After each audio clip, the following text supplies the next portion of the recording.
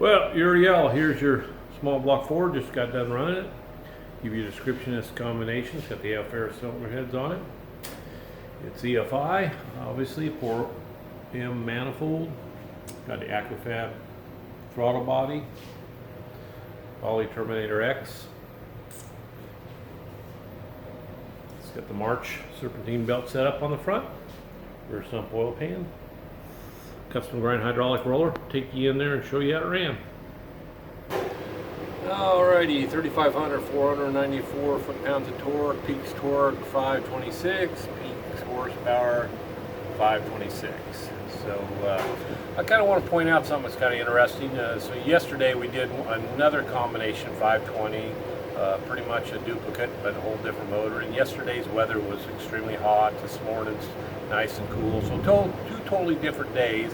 I think that motor yesterday ran 525 for torque, so this is 1 pound better, and 528, and so this is 2 off. So relatively just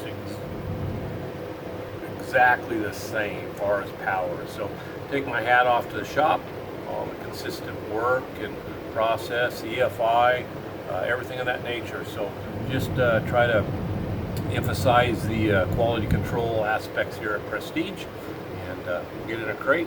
Have a great day.